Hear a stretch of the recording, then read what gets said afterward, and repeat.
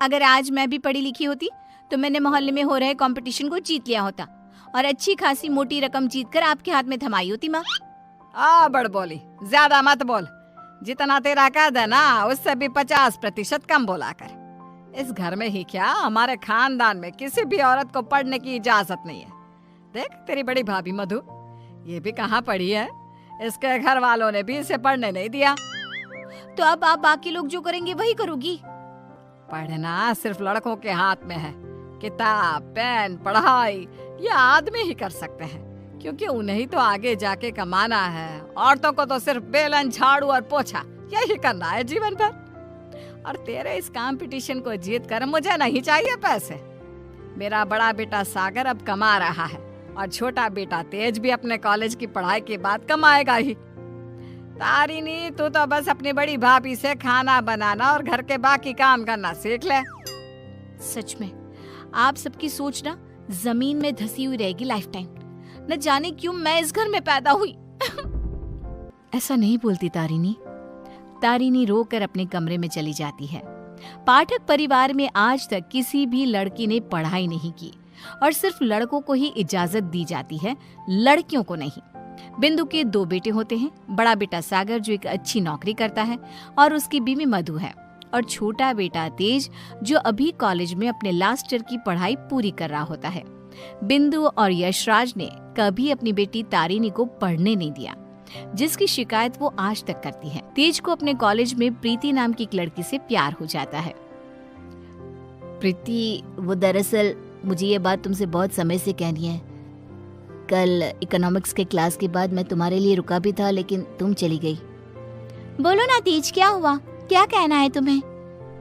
प्रीति, अब मुझे तुमसे प्यार हो गया है। क्या तुम मुझसे शादी करोगी? देखो, हम पिछले 5 साल से एक दूसरे को जानते हैं। आई नो तेज, जैसे तुमने अपनी जज्बातों को मन में छुपा के रखा, वैसे मैंने भी छुपाया।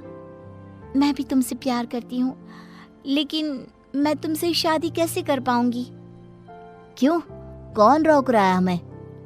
जहाँ तक मुझे पता है हमारे शहर में लड़कियों को पढ़ने नहीं देते, ना ही पढ़ी लिखी लड़कियों से शादी करवाई जाती है। तुम्हारी बहन तारिणी भी नहीं पढ़ पाई ना अब तक। आई नो, फिर तुम्हारी माँ कैसे मानेंगी? तुम इस सब की चिंता मत करो, I will fix that all. बस भरोसा और हिम्मत रखो। तेज घर जाकर अपने माता पिता बिंदु और यशराज से बात करता है इस बारे में, और प्रीति के बारे में जानकर बिंदु और यशराज कहते हैं, हैं? तू बोरा गया है क्या लल्ला? देख, ये सब हमारे घर में ही नहीं, राज घरानों में भी होता है। अब प्रीति के माँ बाप होंगे फिर फुरी, लेकिन हम नहीं। हाँ बेटा, ये शादी कतई नहीं हो सकती। शादी में लड़का आगे और लड़की पीछे होती है। वैसे ही जीवन में भी पत्नी पति से एक कदम पीछे ही होनी चाहिए। ठीक है, अगर आप लोगों को ये सही लगता है तो मैं भी वही करूंगा जो मुझे सही लगता है। अब आप सब मेरा मरा हुआ मुंह ही देखोगे। गंगाजल तैयार रखिएगा। हाय हाय लल्ला, ये तू क्या बोले जा रहा है? पागल हो गया है क्या? तेज अपनी जिद से पीछे नहीं हटता और वो पूरे 1 महीने तक बिंदु, यशराज और अपने बड़े भाई सागर को मनाने में ही लगा रहता। तब कहीं जाकर कुछ महीनों बाद वो सब राजी होते हैं और कॉलेज की पढ़ाई खत्म होते ही 1 साल बाद तेज और प्रीति की शादी हो जाती है। लेकिन बिंदु, यशराज और सागर अब भी इस शादी से थोड़े से नाखुश ही होते हैं। जब घर के सभी आदमी खाना खाने बैठते हैं तब प्रीति भी उनके साथ खाना खाने के लिए बैठती है। तभी, अरे ओ कल की अंधी, पागल हो गई है क्या? अरे माना कि तुम एक पढ़ी लिखी लड़की हो, लेकिन इसका मतलब ये तो नहीं ना कि घर के और ससुराल के तौर तरीकों का पालन भी ना किया जाए। खाना पहले घर के आदमी खाते हैं और फिर औरतें खाती हैं, दोनों एक साथ नहीं बैठे, समझ गई? लेकिन मम्मी जी, ऐसा क्यों? मेरा मतलब खाना तो सबका एक ही होता है ना, तो सब अलग अलग बैठकर क्यों खाए? प्रीति, तुम चलो ना रसोई में, चलो, सबके लिए कटोरी में खीर परोसनी है। लेकिन मधु दीदी। प्रीति, माँ और मधु जो कह रही हैं वो सब सुनो। तेज, अपनी बीवी को कुछ समझाओ। प्रीति गुस्से से उठकर रसोई में चली जाती है और मधु के साथ खीर को कटोरियों में परोसने में लग जाती है। प्रीति, हम इस घर की बड़ी बहू हैं, उसके बावजूद भी हमें हर मामले में, हर काम में पीछे रखा जाता है, जूती की नोक पे रखा जाता है, क्योंकि हम पढ़े लिखे भी नहीं हैं। अब सोचो, हम बड़ी बहू होकर भी हमारा ये हाल है, तो तुम्हारे साथ क्या क्या होगा। मधु दीदी, आप पढ़ी लिखी नहीं हो, इसमें आपकी कोई गलती नहीं है, लेकिन ये जो कुछ भी हो रहा है ना, आदमी और औरत का भेदभाव, ये सब बहुत ही बेकार और इलॉजिकल है। आज दुनिया कहां से कहां पहुंच गई है। आज के जमाने में औरत आदमी के साथ कदम से कदम मिलाकर चलती है। खैर, अब हम और कर भी क्या सकते हैं, लेकिन हम अपने आप को बहुत भाग्यशाली मानते हैं। क्यों मधु दीदी? क्योंकि हमारी एक पढ़ी लिखी देवरानी जो है। हाँ, आपको पता है मधु दीदी, आप ना बहुत क्यूट हो, आपको किसी की नजर ना लगे। जब सभी हॉल में एकत्रित होते हैं, तभी बिना घूंघट ओढ़े प्रीति को देखकर, प्रीति बहू, अब क्या तुम्हारे लिए दीवार पर बड़े अक्षरों में इस घर के तौर तरीके लिखवा दिए जाए हैं? अब क्या किया मैंने? आप हमेशा राशन पानी लेकर क्यों चढ़ जाती हो मुझ पर mummy ji? I just don't understand. Preeti बहू, आज तुम बगैर घूंघट के दिख गई हो। आइंदा से अगर ऐसा बिना घूंघट के दिखी ना, तो मुझसे बुरा कोई नहीं होगा। मधु बहू को देखो, सोते समय भी घूंघट ओढ़े ही सोती है, नींद में भी ये हमारे आदेशों का पालन करती है। और हाँ, एक और बात कान खोलकर सुन लो, आइंदा से बड़ों से और अपने इर्द गिर्द के आदमियों से इतनी बदतमीजी से बात नहीं करना, और इस घर की 4 दीवारों में सिर्फ और सिर्फ सरल हिंदी भाषा का ही प्रयोग होगा। अंग्रेजी भाषा नहीं गूंजनी चाहिए। तेज, अपनी धर्म पत्नी को समझा कर रख। प्रीति निराश हो जाती है और अपने कमरे में चली जाती है। रात में वो तेज से कहती है, तेज, ये सब क्या हो रहा है? तुम्हारे घर वाले इतने पागल कैसे हो सकते हैं? अगर मुझे ये अंदर की बातें पता होती ना, तो मैं कभी तुमसे शादी नहीं करती। I married you just because तुमने कहा कि तुम्हारे घर वालों को मुझसे कोई ऑब्जेक्शन नहीं है। हाँ, तो वही हुआ ना, वो कुछ बोले क्या तुम्हारी पढ़ाई लिखाई पर?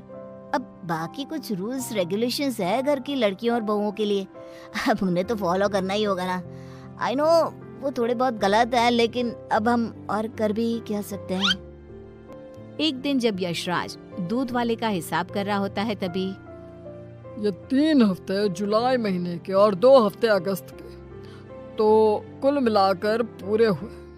अरे बिंदु, जरा हमारे ड्रॉअर में से कैलकुलेटर तो लेकर आना। जी अभी लाती हूँ। बिंदु कैलकुलेटर लाती है और तभी प्रीति भी वहाँ आती है और यशराज को हिसाब करते देखती है। ओफो, ये कैलकुलेटर चल क्यों नहीं रहा? अब मैं हिसाब कैसे करूंगा?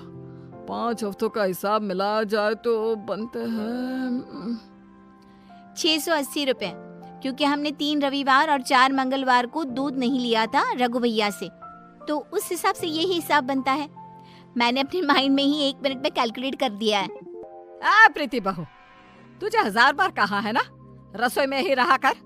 अरे आदमियों के काम में क्यों हर बार अपनी टांग अड़ाने आ जाती है? आइंदा से ये हिसाब किताब वाले काम में तू बिल्कुल भी ध्यान नहीं देगी। चल दफा हो यहाँ से अब। न जाने कौन सी घड़ी थी वो जब तेज को इससे प्यार हुआ। बेवकूफ है हमारा बेटा। इस तरह फिर से प्रीति को चुप कराकर रसोई में भेज दिया जाता है।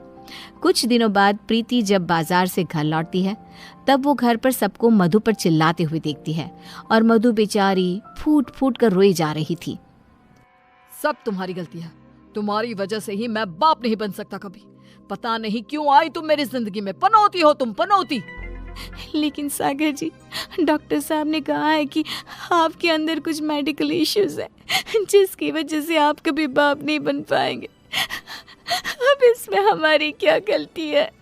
ओए मधु, ज्यादा ऊंची आवाज से बात मत कर। वही तो। प्रीति से अपना गुस्सा कंट्रोल नहीं किया जाता और वो तुरंत अंदर आकर चिल्लाती है, बस, आप सबको ये क्या हो गया है? जब डॉक्टर ने कहा है कि कमी सागर भैया में है, तो मधु दीदी को क्यों सुनाना? वो क्यों सहे? सारे ताने, सारी डांट, सारी गलती मधु दीदी की कैसे हो गई? मास्टरनी, तो चुप ही रहा कर। वो कहते हैं ना, एक गंदी मछली पूरे तालाब को और बाकी मछलियों को खराब कर देती है। तू ना वैसी ही है।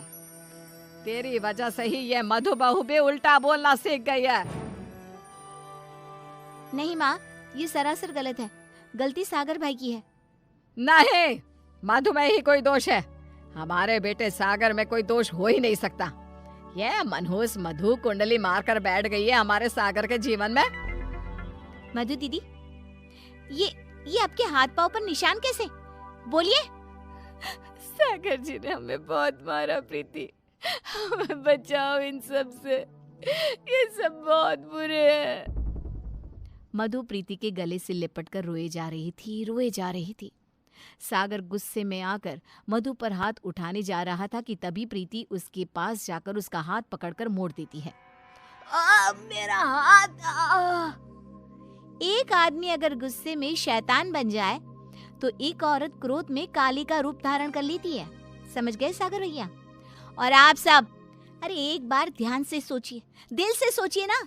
अगर ऊपर वाले ने आदमी और औरत को साथ में बनाया है तो हम क्यों फर्क करें? क्यों औरतें आदमियों से पीछे रहे? दोनों साथ में कदम से कदम मिलाकर चल सकते हैं ना। साथ में काम करके अपना घर, अपनी गृहस्थी चला सकते हैं ना। गलती सोच की है। अगर सोच बदलोगे तो ही बदलाव आएगा, वरना जमीन में ही धंस के रह जाओगे। उतने में तेज अपने साथ पुलिस अफसर्स को लेकर आता है। सागर भाई, आप मेरे बड़े भाई हो, लेकिन आज जो मुझे आपके बारे में पता चला, कैसे आप मधु भाभी को मारते हो, उन पर अत्याचार करते हो, इसके बाद से आप मेरे कोई नहीं। मेरे लिए आप ना के बराबर हो गए हो। इंस्पेक्टर साहब, गिरफ्तार कर लीजिए इन्हें। पुलिस सागर को डोमेस्टिक वायलेंस के केस में गिरफ्तार कर लेती है और उसे लेकर जाती है। माँ, पापा, प्रीति और मैंने फैसला कर लिया है कि हम अब इस घर में और नहीं रहेंगे और अकेले किसी शहर में जाकर रहेंगे। मधु दीदी और तारिनी भी हमारे साथ चल सकती हैं। इस तरह तेज और प्रीति वहां से चले जाते हैं और मुंबई शहर आकर तारिनी और मधु दोनों भी पढ़ने जाती हैं और सभी अपना जीवन खुशी से बिताते हैं। वहीं बिंदु और यशराज, जिन्हें तेज हर महीने पैसे और खत भेजता है, वो दोनों अपने बच्चों की याद में रोते रहते हैं और उनके खतों को ही पढ़ते रह जाते हैं।